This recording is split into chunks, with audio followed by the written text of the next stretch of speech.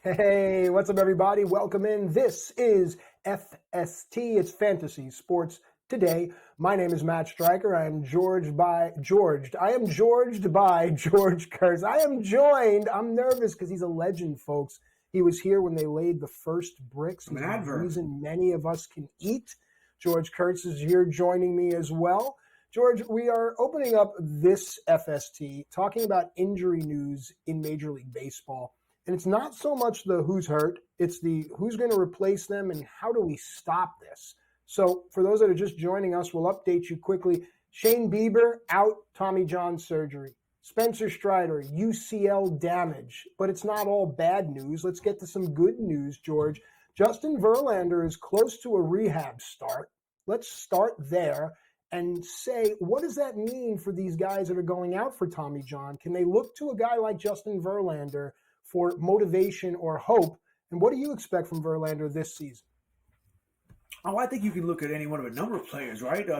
So many players have had Tommy John. Generally, it's a very successful surgery, something over 80%. Now, maybe over 90% here. So you will return here. Now, guys who are returning this year from it, you always worry, once again, they're going to baby him. So there'll be an innings limit, a pitch limit, and all of that. And control could be, you'll throw as hard generally as you used to, maybe even harder. But control within the zone will be a problem. But you'll hit the zone, maybe it's right down Broadway. And it takes a little while, is what I'm trying to tell you. Even once they come back, they're not the player they once were, not right away. It does take some time here. That being said, as far as Justin's concerned, I think he'll be fine when he pitches.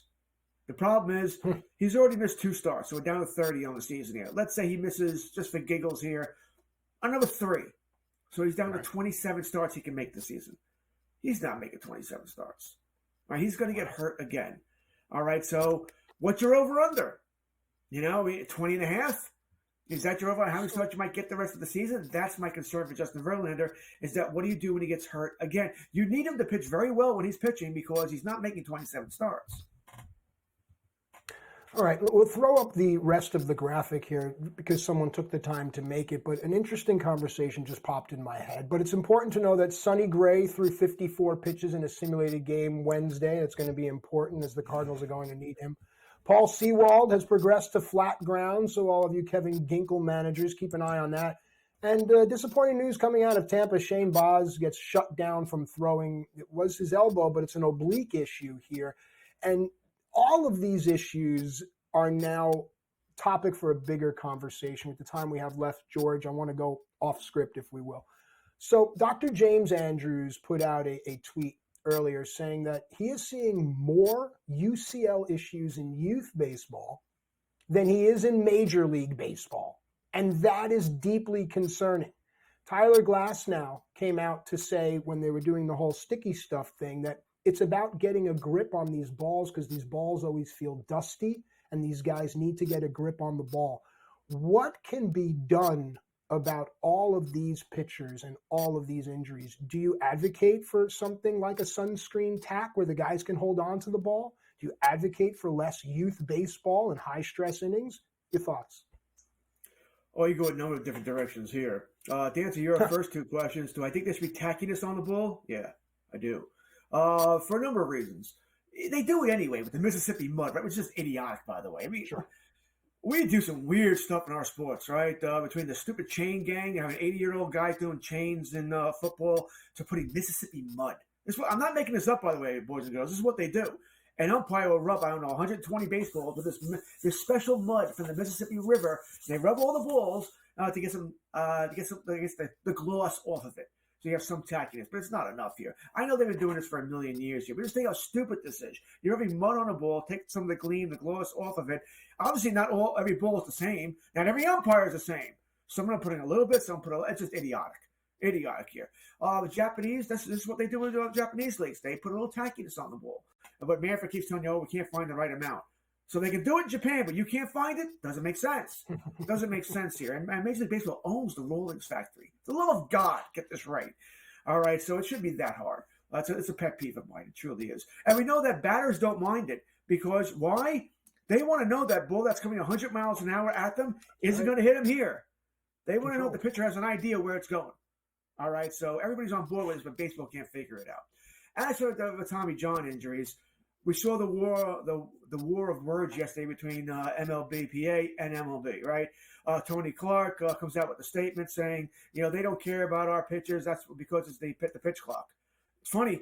They had no problem in the 60s, 70s, and, when they were throwing the ball every 8-10 seconds, right? Back then, there was no 8-minute commercials. So games were completed at 2:15, 2:20, because you have to worry about that. They went there, they throw the ball. The problem in today's game is the fact that all the pitchers are taught, throw the ball as hard as you can for as long as you can, and then we'll get rid of you, and we'll bring in the next guy who's going to throw the ball as hard as he can for as long as he can. We don't have pitchers anymore. We have throwers. And once again, it brings back to my point earlier in the season how they don't believe you can hit 3 singles anymore. The reason is why? Because everyone's throwing the ball 98, 100 miles an hour. I can't say this enough, and I don't want to sound like the old man on the lawn here. But watching baseball since the 70s, you threw the ball 90, 91, 92, and back then, you threw hard. 95? Oh, my God. Richard is throwing 95. Nolan Ryan, that was like, that was otherworldly. Now everybody does that. Skeens, 103. Aroldis Chapman, right? 101. And that's, it's just different nowadays. We don't teach our guys to be pitchers. Hit corners, change speeds. Move the ball in and out of the box here. We don't teach that anymore. We want you to throw the ball as hard as you can. Why? Because we want strikeouts. We don't want fielders fielding the ball because they can't catch. We don't want to take a chance on home runs because no one can score runs here. The game has changed. I think one of the things you might have to do, 60 feet, 6 inches, might have to become 62 feet. Wow. Really? That's intriguing. Why do you hit me with that right before the break, actually? I'm sorry, I'm turning it back to you quickly. Why that? If you want to make them pitch again, where speed wouldn't matter as much, and maybe batters would then put the ball in play more. Maybe we stop teaching the launch angle thing. I think might bring the game back to what it was. Listen, at 60 feet, 6 inches, we haven't changed it in a million years. Human beings have changed. We're bigger. Right. We're stronger. We're faster than we ever were. Yet we haven't changed the rules of the game. I think we might be onto something. That's a hot take. And of course, always the social media lines are open at SportsGrid, at SportsGrid TV. Join in on the conversation. But overall here, keeping our mind's eye as to what we do, looking at K-props of 4.5 or under, trying to find those pitchers out there and trying to find those 4.5 K-props and under. Because what George is saying is guys are going out there throwing gas. They're coming out early, gripping the ball tight and throwing gas. Once you get past the first time through a lineup, these are still major league hitters. If you can find that pitcher in that nice window where you can catch that 4.5 K prop, we might be able to find a way to take advantage of what's happening here with pitchers. Remember, it's hard to drive a car in chaos. That's why we're here. When we come back, buy low, sell high. Can't wait to hear from George on some of these players. We have some intriguing ones for you, some that may help you win your leagues and others that will help you win some cash.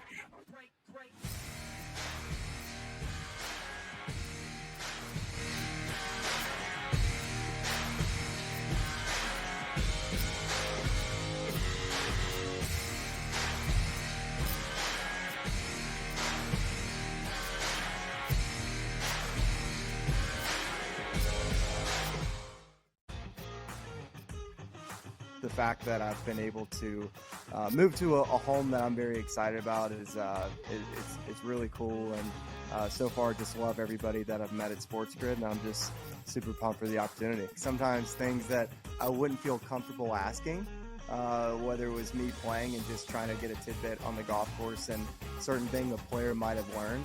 Now I'm getting that information because I don't mind asking it. Only on SportsGrid.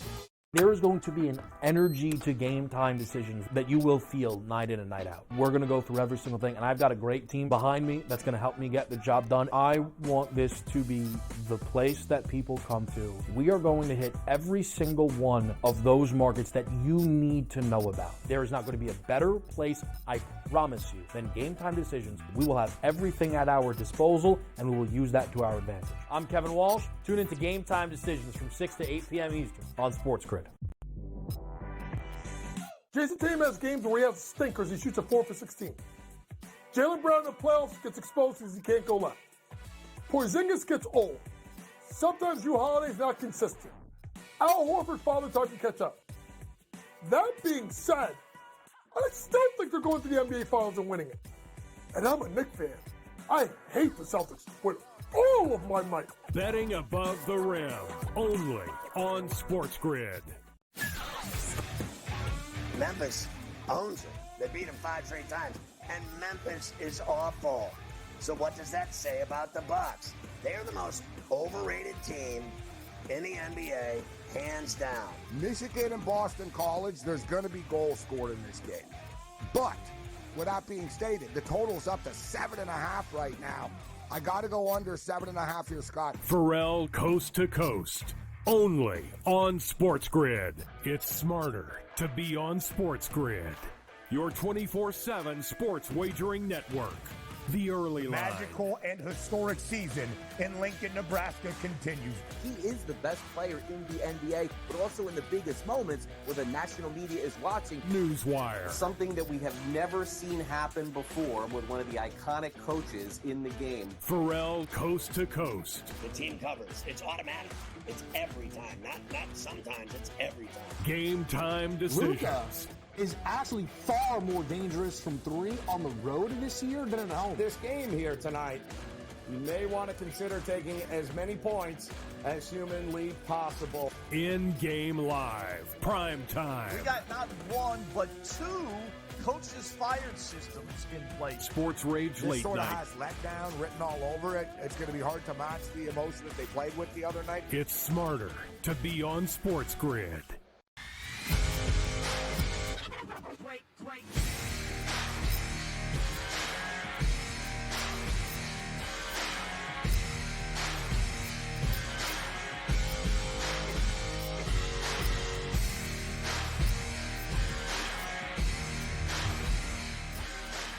All right, welcome back into FST Fantasy Sports Today. Matt and George with you here. Now it's time for one of our favorite segments, because if you pull one of these off, you feel really good. Now, I know out there a lot of people have this thing where they offer trades in their league and either they're immediately declined or you don't reply, or the worst thing is that they accept and then the league vetoes it. That's just for no reason, just other than to be a curmudgeon. You pressed veto trade.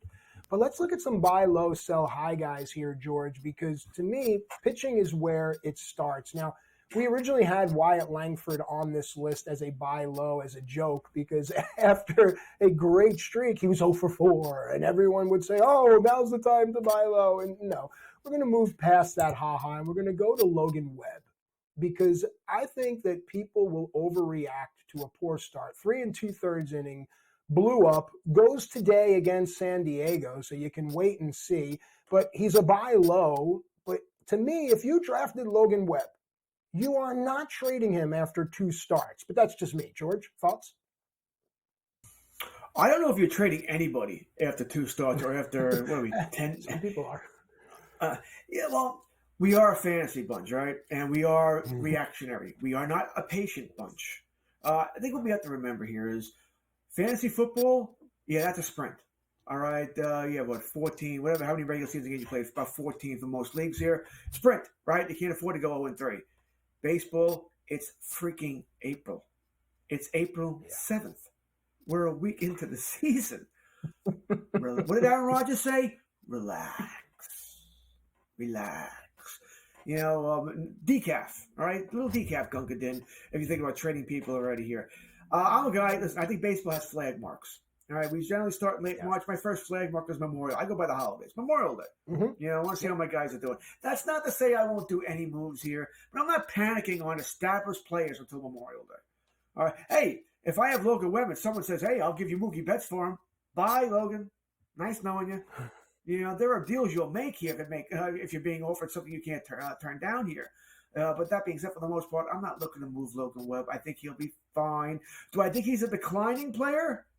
Yes. But I also took that into respect when I drafted him. You know, that I put him where I thought he should be here. I do think he's declining, but I also think he plays at a great pitcher's ballpark. I like the move the Giants have made here. So, yes, I'm still okay with Logan Webb. I'm not panicking. Like I said, it's April 7th. Relax. Please, can we clip the beginning of that where George gave us the calm, relaxed thing? Because you're right, and it's 100% correct. With that said, though, let me return survey. If someone offered you bets for Logan Webb, but Logan Webb was your first pitcher drafted off the board, considering all these injuries now, there's a manager out there that's saying to himself, all right, give me Mookie Betts. I'll jettison off Webb, but then I've got to play the waiver wire for the rest of the season until I find that Jared Jones. And that right there is a tough sell. So George gave some interesting advice there, but remember, each individual manager, when it comes to season long, it's your team. You know what you're doing. We can only speak in generalisms in general. Okay, let's move on here to a sell high, and it's a player that was coveted, and then last season I think it was a thumb injury that derailed him. He was in the Rookie of the Year conversation before a pitch was even thrown. It's Seiya Suzuki for the Cubs. And when you look at the Cubs, they are an exciting team, a fun team. They do have an opportunity in that division. So your thoughts on Seiya Suzuki and this Cubs team overall? Yeah, I mean, we all have our preconceived notions about players, right? Players we like, players we don't. And Suzuki's just never been high on my list about a player I like. I think he's in a tier of so many other outfielders, right? There's just so many other outfielders you can get that just like him, in that tier 3, tier 4 range here. So I guess it depends on what you're looking for in that tier. So I've never been a big Suzuki guy. If I did have him, sure, I wouldn't mind moving him, seeing if I get somebody I trust a little bit more here. I do worry about everybody thinks Wrigley Field to hit his ballpark. The wind blows in more than it blows out in Wrigley. That's the numbers are there for that, and that hurts what he is. I don't think he has much more to give than what he gave last year. 20 home runs, smattering of your other stats there, but nothing that's going to win you a league. He's a solid baseball player, but I might want somebody who can maybe hit another category harder. Maybe I need average. Maybe I need stolen bases. Most of us don't need power. Power is pretty easy to find in today's game. So it's generally the stolen base. Now, for me personally, it's stolen bases is always my bugaboo, since I generally don't like drafting somebody just to steal bases. It's my issue, my problem. But maybe that's what I'm looking for, an outfielder who can give me more bases to steal, that sort of thing here. So solid baseball player, but somebody who I would prefer to move.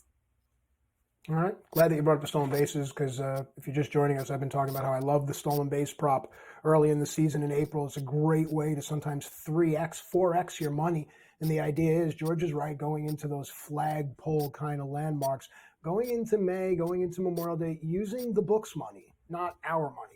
With regards to Suzuki, from a season-long fantasy perspective, insulated at the top of the order, hitting second between Hop, and it should be Bellinger behind him and then Morel. The beauty of the Cubs is the bottom of their order. They have guys like Nico Horner and Nick Madrigal that can keep a lineup moving. So I can see where fantasy managers would want Suzuki in the 2-hole, because now you're almost turning the lineup upside down, thinking that it will generate more runs and more opportunity. Pitchers are going to look at it the other way, and brings us to our next guy. Zach Gallen is a sell-high candidate. Now, the wonderfully brilliant Joe Pisapia brought up several times to me how Zach Gallen pitched those high-stress playoff innings last season. And when you look at 10 high-stress playoff innings versus 10 regular season innings, those are two different types of stresses on the arm. This whole theme today has been about arm injuries with pitchers. Is Zach Gallen a sell high? And I'll give you a scenario. You drafted Webb and somehow you had Gallen and someone offered you Mookie Betts. You traded Webb for Betts. Now Gallen is your pitcher. Would you still move him? Easily, yeah. Once again, I'm very high on Mookie Betts. I have him as my number 2 player behind Acuna. So I'm a big Mookie Betts guy for a number of reasons here. So I would move. I would trade for Mookie. I won't give anybody for Mookie other than Acuna. All right, so let's talk about Gallen in isolation then. Okay. So Gallen. When it comes to Gallen, I'm on Joey P's side here. All right. I think Gallen's a good pitcher. I think last year had a great year. I don't want to say it's an outlier, but it's pretty close to that. Gallen's not somebody I'm looking to move, but he's somebody I'd be willing to move. All right. He's not somebody. He's my ace. I'm keeping him no matter what. No. Do I think he's better than Webb? I do, but I don't think he's Spencer Strider when healthy. Garrett Cole when healthy. Play this game all day long, right? I don't think he's quite the ace. He's not a guy where I'm a Yankee fan. I would love to have Gallen, but he wouldn't be I want him starting World Series Game 1. I'd like better. I'd like better. I don't think he's quite that lockdown guy to say that. Still a great pitcher, but not quite the number one. So I have no problem moving Gallen if the price is right. I would move Gallen for a lesser hitter and a lesser pitcher. They'll maybe go quality over quantity over quality there. Wouldn't have a problem doing that if it hit the right categories for me. That being said, it's tough to move Gallen for hitters alone, the two lesser hitters, because you probably don't have the pitching depth. None of us do, right? Most leagues have to have 9 pitchers. Very few of us have. You're carrying 3 relievers, 6 starters that we trust here, and now you'd be down to 5 starters. Now maybe you worked the waiver wire well and you were able to pick up that Jared Jones. Maybe there's another guy out there you were able to grab. Brady Singer, is a guy that comes to mind for Kansas City. And you have an extra pitcher to deal. Good for you. But if you weren't, tough to move a pitcher for a hitter. Yep, great insight as always from George, especially with a pitcher like Zach Gallen, who I also agree is a sell-high candidate. But where's the right deal? I'm hearing in a lot of leagues people are struggling at second base and third base. Well, then start to think that way. In your mind, is there a trade? Is there a 1-for-1? Is there a third baseman out there you'd swap Zach Gallen for? Because George is also right. You had to have drafted with the mindset of bulking up on starting pitching. That way you would deal from a place of strength. So Zach Gallen is a quagmire, giggity, if you will, as a sell high. All right, we'll have more fun when we come back. It's time to attack the waiver wire. George already mentioned one. Who else?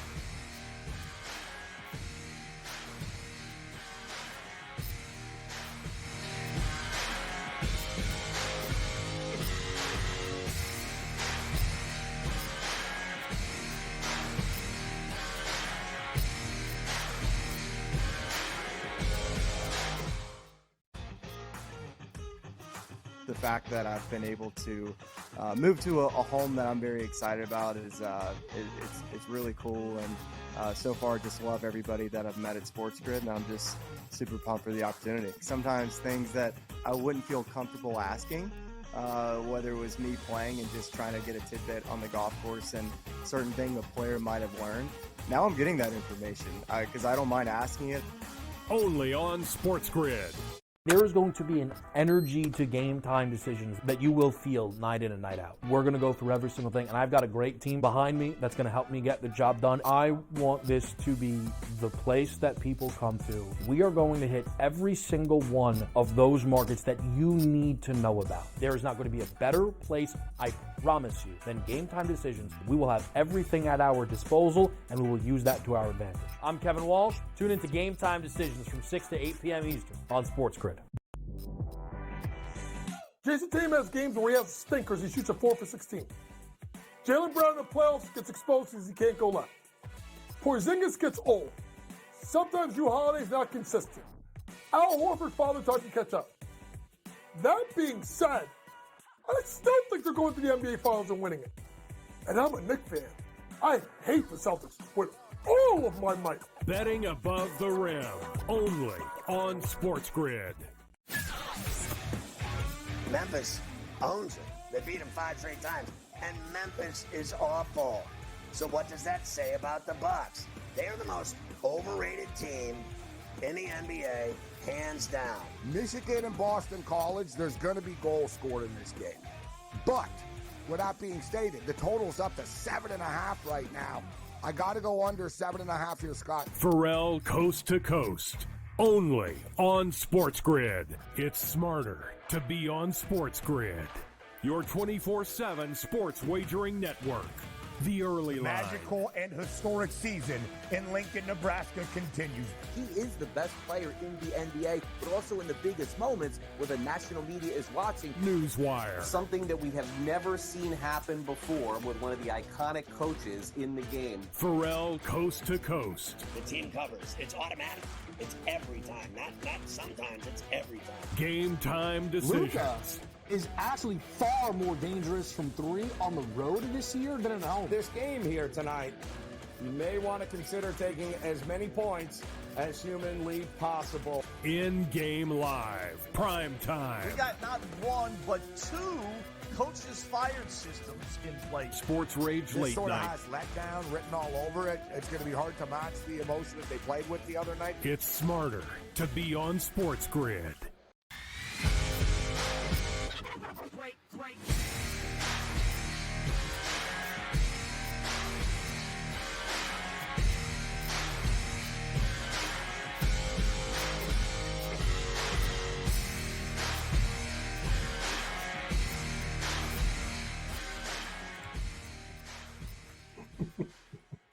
All right, guys, welcome back into FST Fantasy Sports Today. Matt and George with you here. During the break, talking about a great app, and I'll just do some free advertising here.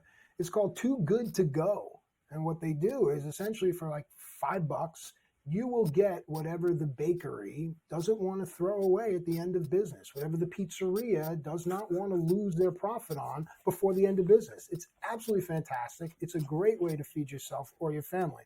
So there's my ad. With that said, it's now time for the waiver wire. See, we're shopping. George, the waiver wire is the way to win, alliteration aside. And don't tell me that just because it's early April that you can't be on the wire, even if it's in a preventive measure. I am that guy that if this next pitcher, you mentioned him early, so I'm not spoiling it, Brady Singer is out there and I have a slot, I'm going to go get him just so you can't. So let's talk about Brady Singer, actually. 61% rostered. A lot of people still have a sour taste in their mouth from the Brady Singer that they knew. Your thoughts? Is he singing a different song? Oh, look at that little pun there. Is he singing? I resisted. I tried to resist it. I heard it in my head 5 seconds before I said it. I said, "Don't say it," and I said it. So there you go. Sometimes we just can't resist, right? I tried to claim him in my my home league here, and I was overclaimed. Somebody with a higher priority got him. So yeah, we don't like those people who do that. But such is life. I think he's a usable pitcher. Somebody who once again, probably at the bottom of your roster as far as our pitchers are concerned here. We start 9, a couple of relievers here. So you took a pitcher 4 through 7, somewhere around there.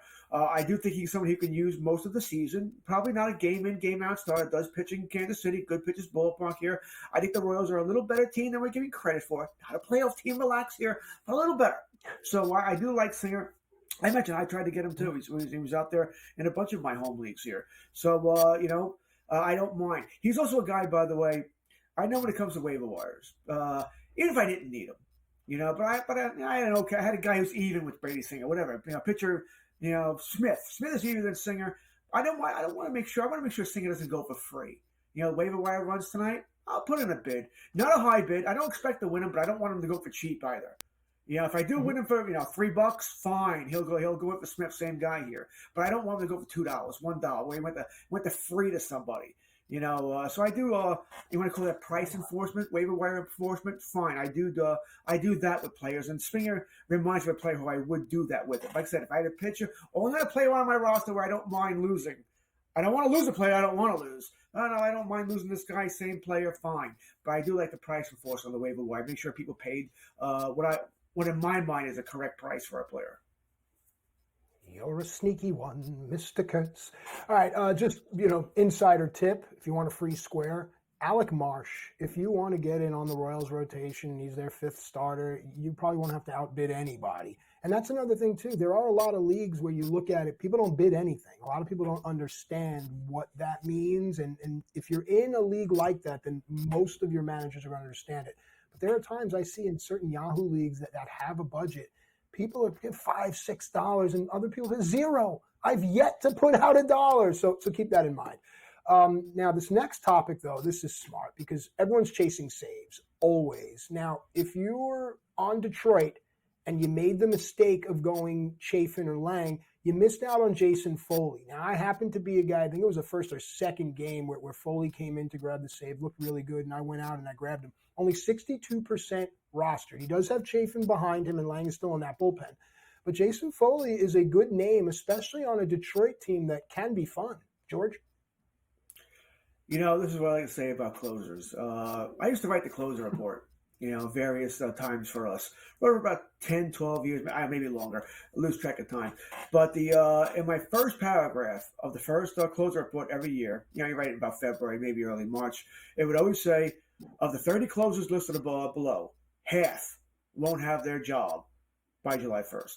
Whether it's through injury, a poor performance, that they got kidnapped by aliens, whatever it might be, half won't have their job. And that came true every year. Every year. Yeah. And usually it's more than half, by the way. So this is why some people don't believe in paying for saves, right? You're not going to pay for it during a draft. You'll find it during the year. You can find it during the year if you're willing to ride the waiver wire and really pay attention. So yes. And Lang was one of those guys. I don't know if from this point forward, do I think Foley's going to keep a job? No, I don't. You're going to ride him now. Take the saves now and you move on when it ends. I don't think he's a lockdown closer where it's going to be his job from now until, October 2nd, whenever the regular season ends here. If that was the case, he would have had a job coming out of spring training. If they were positive he was the man, going to be the man on April 7th. All right, so he's a guy you ride now and then you move on from when either he loses the job or he starts not to perform well. The Tigers, by the way, will win more games than we thought here. Once again, sort of like the Royals, they're improving. The Tigers, I actually think, could possibly compete for a playoff spot. I don't think they will, but I wouldn't be shocked come August if they're still in playoff contention. I want an abducted by aliens slot on my roster. I want that to happen. I just want to slide guys in there. The thing about the Tigers is look, Scooble K props all day long. That's great. Parker Meadows, you can look for total base props. But having a secure closer, and shout out, by the way, to Closer Monkey. For those that aren't familiar, go check out Closer Monkey, and you'll always have the inside track on who's in line for saves and who's got it locked down. And it's a great, easy to follow thing. But with regards to the Tigers, having that question answered early, as a wagerer, it makes me feel safer because when I don't know about a bullpen, then I don't want complete games. I don't want run lines. And then I'm forced into the first 3 and the first 5. And that's not a wager I want to make unless I'm 100% confident. Now let's move on to the San Francisco Giants, who seem to be getting a lot of love here. This next pitcher is rostered in just over half of leagues. He's a relief pitcher converted to a starter. And those Cardinal fans will remember the name of Jordan Hicks. Threw absolute fire out of the bullpen. Now he's part of a starting rotation that features, you ready, George? Logan Webb, Blake Snell, Kyle Harrison, Jordan Hicks, and Keaton Winn. Those are your starting 5 ahead of arguably one of the top 3 bullpens, not only in the national, in all of baseball, when you have Doval and you have the Rogers twins there. Dude, the Giants are a team. Your thoughts on Jordan Hicks? Jordan Hicks, there's a lot to worry about here. Generally, when you're a reliever, you're a failed starter. It's just generally the way it works. I mean, you didn't have enough pitchers, enough quality pitchers, fastball, slider, breaking. Well, maybe you only had 2, and that's not going to be enough as a starting pitcher here.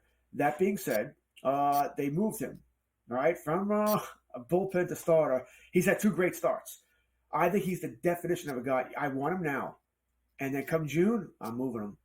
Hopefully he keeps pitching. He's not going to pitch this well, but still pitching solid. Come June, I'll move him because he only threw, 66 innings last year. He's not throwing more than 100, 110. All right, this year. Generally, it's a 40-inning bump that most teams believe in. All right, so I don't know what they're going to do with him. Are they going to skip him starts throughout the season here? Give him a long all-star break layoff here? Are they going to move him back to the bullpen? What are they going to do? He's not throwing 150, 160 innings. He's not going to make a 100-inning bump, not without suffering an injury. All right, and you mentioned he throws hard, throws lightning, so that does lead to more injuries here. So he's a guy, yes, I want him now. I like what he's doing here. I know he has good stuff, but as we move on here, I'm looking for that deal. That deal either gets me another starting pitcher that I trust more that's going to last the entire season, maybe a bat, maybe those stolen bases that I know I'm going to need in most leagues. I think he's the definition of that player for me. Folks, you get in the yin and the yang here. You get the big picture from George, and then I like to dive into the wagering of it all here because you don't wager the same way in July as you do in April. So let's wager on what's in front of us. If Jordan Hicks right now is out there throwing fire, we're looking at K props again. We're looking at first 3s and first 5s. This isn't rocket science, especially when they're at home. We're looking at low totals. But if Jordan Hicks sticks and he sits as an SP4, insulated between Harrison and Wynn, and there's also some young arms coming up. Again, keep an eye on the Giants. Maybe even throw a little on them for a futures because the Dodger number is going to push that Giant number in the wagerer's favor. All right, so now let's go on to another pitcher here. And anyone that watches baseball, anyone that's ever played the position of catcher, knows how important it is to locate the fastball. You can't just have the fastball. You have to locate the fastball. It sets everything else up. Garrett Whitlock for the Red Sox, just over 56% rostered in most leagues, has an ability to locate his fastball. He doesn't have to overpower you with it, but he locates his fastball. Whitlock is part of a really interesting rotation. I like Bayo. I like Houck. Your thoughts on Garrett Whitlock, especially with the fact that Lucas Giolito is no more? Lucas Giolito. What were the Red Sox thinking signing Lucas Giolito? That guy was terrible. Same thing they were when they let Mookie Betts go. Yeah, listen, what ownership is doing in Boston is just shocking for a team that makes money hand over fist. What are they complaining? Whatever. Different show here. We'll talk about them. Anyway, Whitlock, I think, is another guy, almost a cheaper version of Hicks. Can be a good, useful pitcher. Won't last the season. Not as a starting pitcher. Really? He's already proven that throughout his career. Actually, Yankee, by the way. The Yankees made a mistake there letting him go.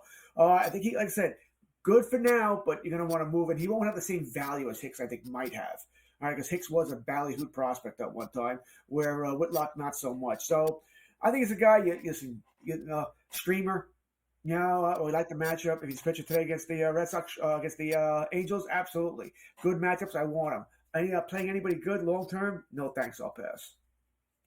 All right, and before the break, the last guy that we'll just put out there for you, we don't need to have a discussion on him, is Taylor Ward, owned in just over 54% of leagues, currently hitting cleanup for the Angels, but Brandon Drury is behind him, Mike Trout is in front of him, and that could change. When we come back, it's time for the Q&A. You're not going to want to miss this.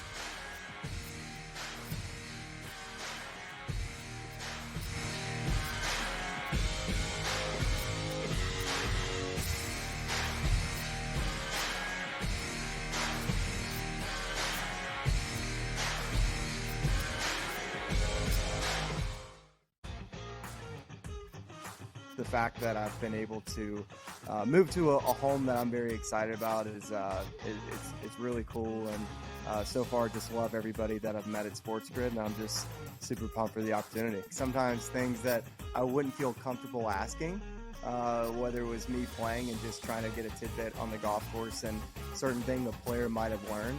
Now I'm getting that information. I mind asking it. Only on SportsGrid.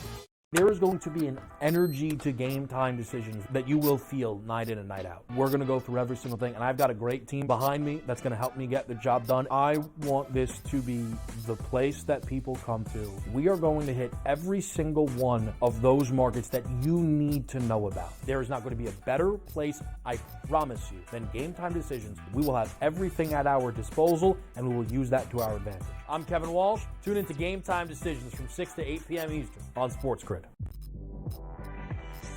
Jason Tatum has games where he has stinkers. He shoots a 4 for 16. Jaylen Brown in the playoffs gets exposed because he can't go left. Porzingis gets old. Sometimes Drew Holiday's not consistent. Al Horford father time to catch up. That being said, I still think they're going to the NBA Finals and winning it. And I'm a Knicks fan. I hate the Celtics with all of my might. Betting above the rim, only on SportsGrid. Memphis owns it. They beat them 5 straight times. And Memphis is awful.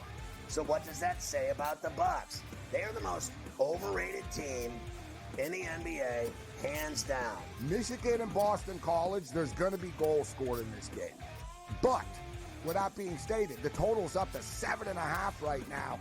I got to go under 7.5 here, Scott. Pharrell Coast to Coast, only on SportsGrid. It's smarter to be on SportsGrid. Your 24/7 sports wagering network. The early line. Magical and historic season in Lincoln, Nebraska continues. He is the best player in the NBA, but also in the biggest moments where the national media is watching. Newswire. Something that we have never seen happen before with one of the iconic coaches in the game. Pharrell Coast to Coast. The team covers. It's automatic. It's every time. Not sometimes. It's every time. Game time decisions. Luka is actually far more dangerous from 3 on the road this year than at home. This game here tonight, you may want to consider taking as many points as humanly possible. In-game live, prime time. We got not 1, but 2 coaches fired systems in place. Sports Rage This Late sort of Night. has letdown written all over it. It's going to be hard to match the emotion that they played with the other night. It's smarter to be on SportsGrid.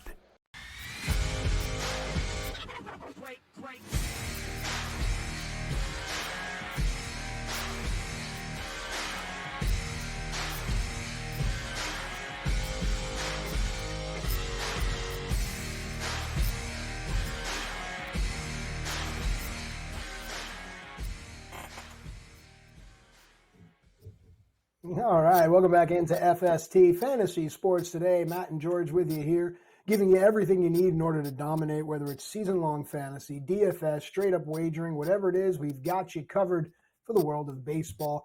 And I want to tip the cap to all the truckers out there. It's not lost on me what you do for our nation. Thank you so much for keeping us going. And those of you that are listening out there, go ahead and lean on that horn and keep that traffic moving for us. All right, here we go. It's time for the Q&A, George. And this is great because we get to stretch our legs for the foreseeable future and have some real good conversations that I know help me with the coming week's slate and looking at how I want to play it and all that. So let's start here with the first question.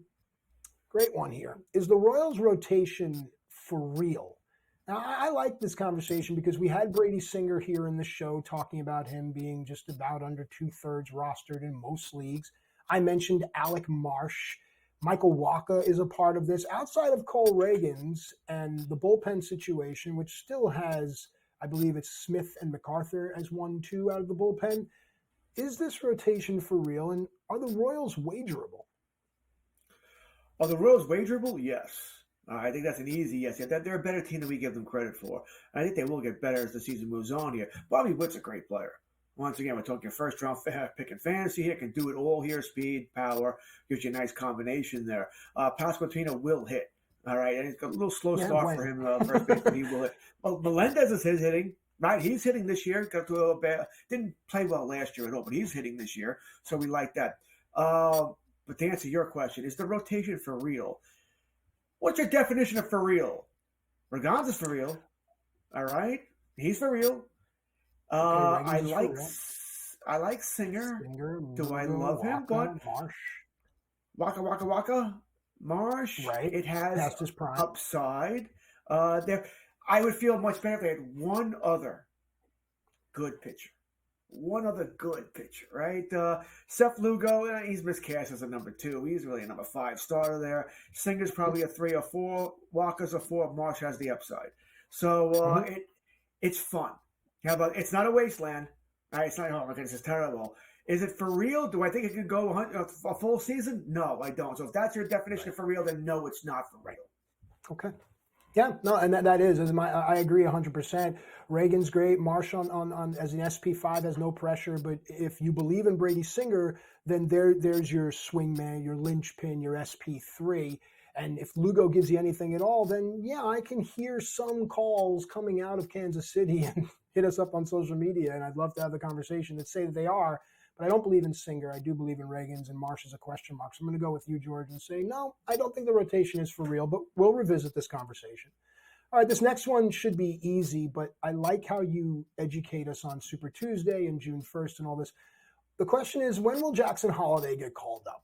Now, please educate those that are new to the show, those that don't know, the business involved in when these players get called up, George. Yeah, whatever Baltimore said, and I don't know the reason they gave for Holiday. Oh, he doesn't hit fastballs well. He doesn't play this position, whatever. That's all BS. We all know that Jackson Holliday is ready to play now. All right, he could have played second. He could have played third base, and he'd be just fine.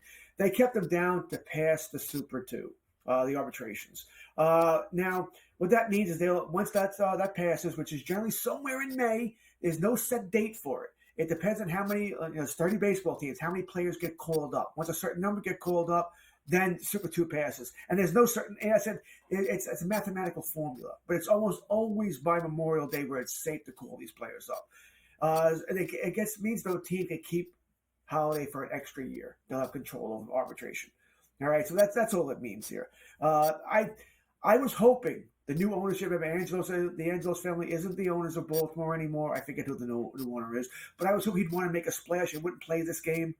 That he would call Holiday up right away. Plus, Baltimore is one of the best teams in the American League. Would want his best player there from day one. Didn't work out that way. I guess there's always a chance he could still change his mind and call him up in a week, 10 days. I'm hoping, but they're going to wait. We're looking at probably late April, somewhere around Memorial Day. It's generally when the Super 2 passes here.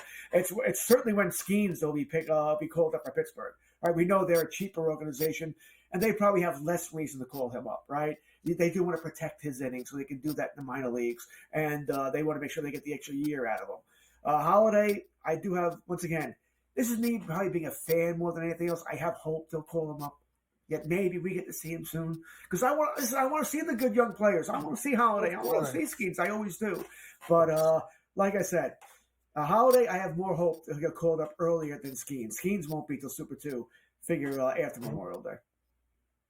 It's a great answer, and thank you for the truncated education. And you bring up a great point about the ownership and what this team did by going out and getting Burns before the transfer and to continue to send messages to the fan base. But to be smart, if you pull out all of your guns and you don't achieve, you have nothing left. So the Burns move is enough for the fan base to be excited.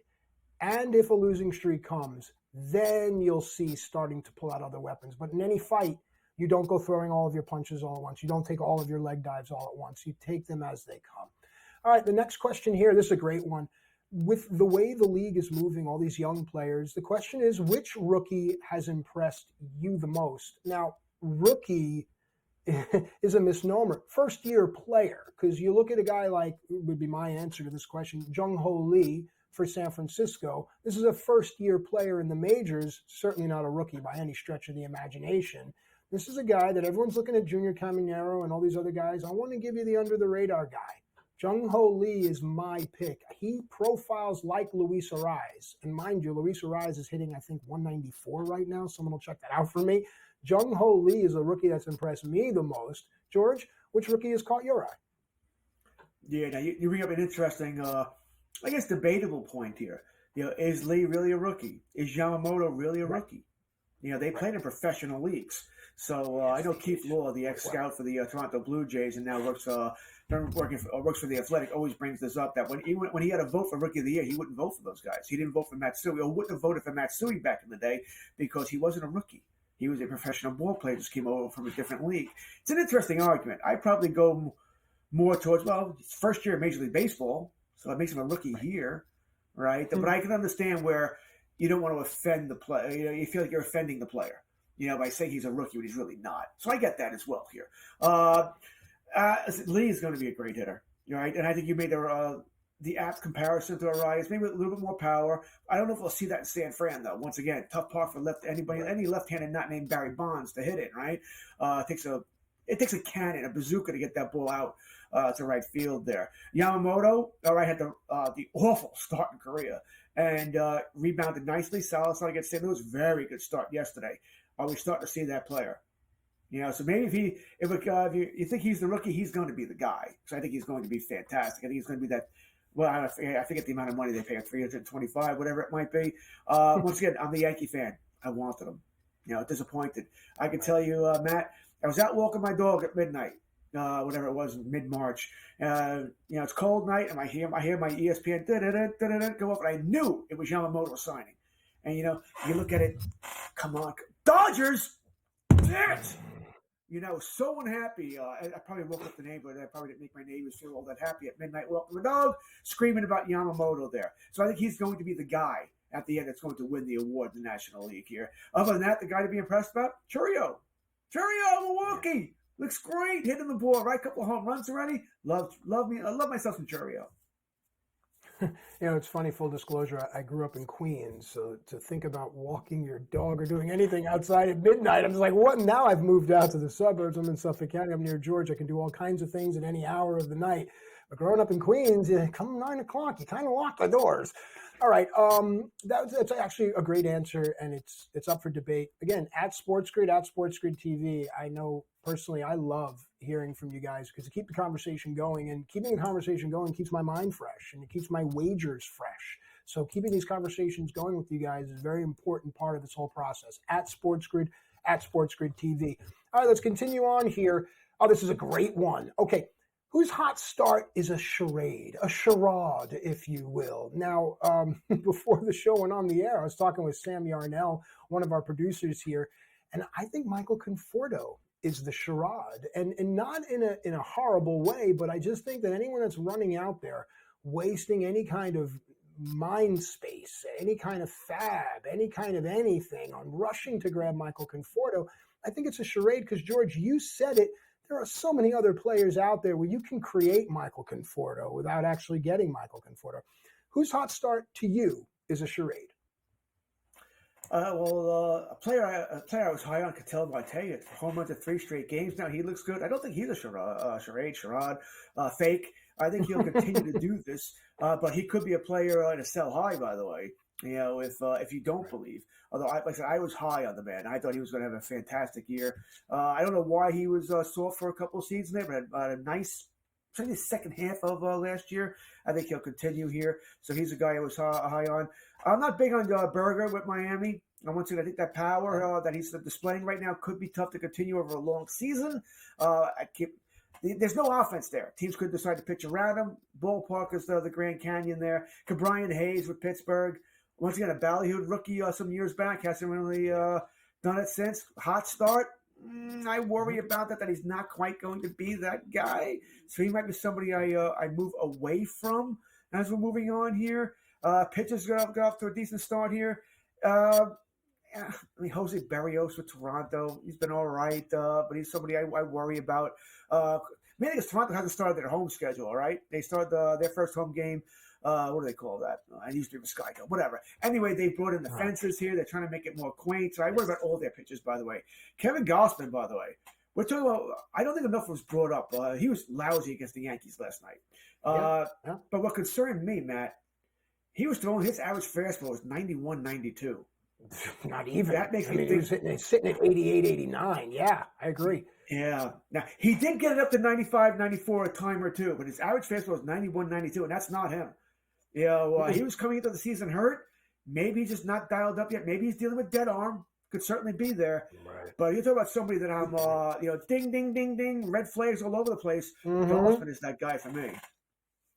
Perfect setup, actually, George, because the next question on the list is whose slow start worries you? And I think you kind of answered with Gausman. Now, for me, living in New York, I do get to see a lot more Met and Yankee baseball if I choose to. I have the MLB packages and all these things. But to me, Met and Yankee baseball is something upon which I grew up. Francisco Lindor, and again, this comes from Sam Y, the sports guy, saying Francisco Lindor has been 0-4 forever. And the Mets actually went from a season ago with such high hopes to now just waiting out the Juan Soto contract, it seems. Whose slow start worries you? You mentioned Gausman, but I know you watch a lot of New York baseball. Is there something to be concerned about with Frankie Lindor? Oh, yeah. I think there's pressure in New York, right, on the Mets here. But it's weird, right? Because not much was expected of the Mets, right? They weren't supposed to be a good team. But I think Lindor is sort of a lightning rod for the Mets because of what he's done in the past, the stupid squirrel raccoon thing he did, and the thumbs down. So I think the fans could turn on him real quick if he does. If they're already turning on him, he better start to hit. He better start to hit real soon. All right, the Q&A comes to a close already. My phone is lighting up. Social media has a lot to say. We'll iron that all out, and when we come back, it's time for 3 and Out with more FST. We're almost done.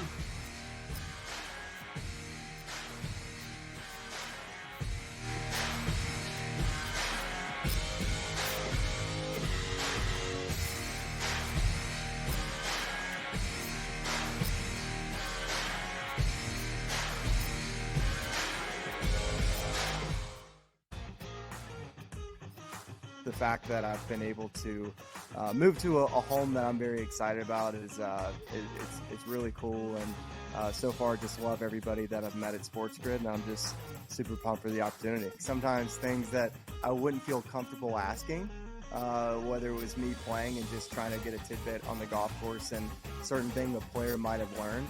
Now I'm getting that information because I don't mind asking it. Only on SportsGrid. There is going to be an energy to game time decisions that you will feel night in and night out. We're going to go through every single thing, and I've got a great team behind me that's going to help me get the job done. I want this to be the place that people come to. We are going to hit every single one of those markets that you need to know about. There is not going to be a better place, I promise you, than Game Time Decisions. We will have everything at our disposal, and we will use that to our advantage. I'm Kevin Walsh. Tune into Game Time Decisions from 6 to 8 p.m. Eastern on SportsGrid. Jason Tatum has games where he has stinkers. He shoots a 4 for 16. Jaylen Brown in the playoffs gets exposed because he can't go left. Porzingis gets old. Sometimes Drew Holiday's not consistent. Al Horford father time to catch up. That being said, I still think they're going to the NBA Finals and winning it. And I'm a Knicks fan. I hate the Celtics with all of my might. Betting above the rim, only on SportsGrid.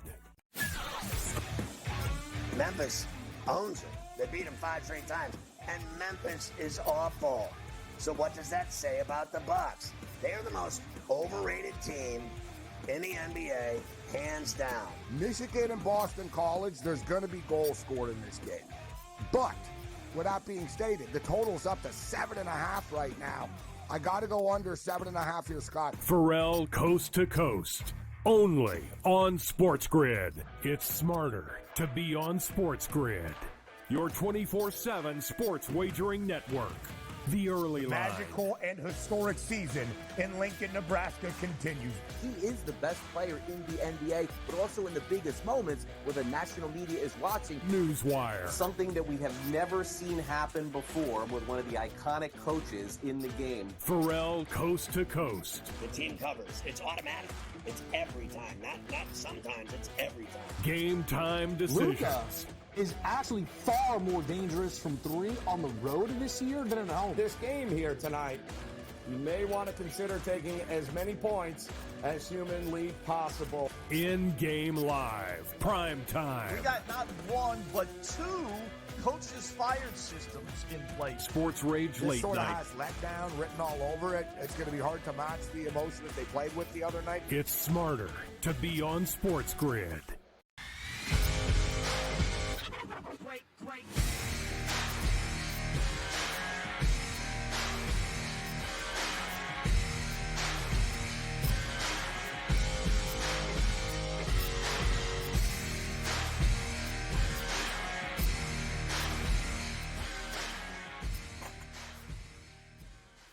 All right, here we are, FST Fantasy Sports today. Matt and George with you here. On behalf of everyone, I want to thank each and every one of you that are participating online, hitting us up at SportsGrid TV. I want to thank our team behind the glass for making it happen. And George, I got to tell you, man, it always is a thrill to sit down with someone that knows so much and is so easy and humble to speak with. Because to me, that's the thing. We have so many people in this world that are so pedantic. They talk down to you, but not you. So easy, so honest. Thank you so much for your time and your knowledge. And I just want to pull one more drop out of you. It's time for 3 and out. There's 3 things that we're going to keep an eye on this week, and I'd like your quick thoughts on each of them. The first is the Marlins are sinking. Bloated fish indeed. The second, the Pirates are sailing. The Jolly Roger waves in the breeze. And last is the Dodger domination. George, you've done so much for so many. The floor is yours, sir. Oh, boy. I guess the Marlins. You feel bad for the Marlins. You just do. And I love Craig Mish, and I know he loves his Marlins there, but, boy, they're looking like it's going to be a 100-plus loss season for this team. Like I said, I don't think this is really a surprise here. So many injuries. Brought it up before Alcantara, Cabrera. Yuri Perez this week. That one hurt. That one just hurt. I have him on a couple of teams, Matt, so felt that one. You know, I like to see the good young players play. So disappointing, and I already know they have no offense there. Pittsburgh, we saw this last year. They got to a hot start last year as well. I think they'll be better than that. Maybe compete for a wild card. The division's a little weak there, but I think their time is coming. The future is bright for the Pittsburgh Pirates. Skeens, Jared Jones, going to be fantastic there. Dodgers, they're going to win 1,000 games, all right? I'm on their overs everywhere. They better win 1,000 games, okay? Or else I'm going to be crying come September. All my futures seem to be tied towards the Dodgers. Oh, no. Yeah, they spent $1 billion. If they don't go 162-0, which they haven't, and win every World Series for the rest of time, it's going to be a disappointment. But this was not a disappointment. This was fun. And stay right here because the fun continues as only it can here on SportsGrid. On behalf of George and the team, this is Matt saying see you next time.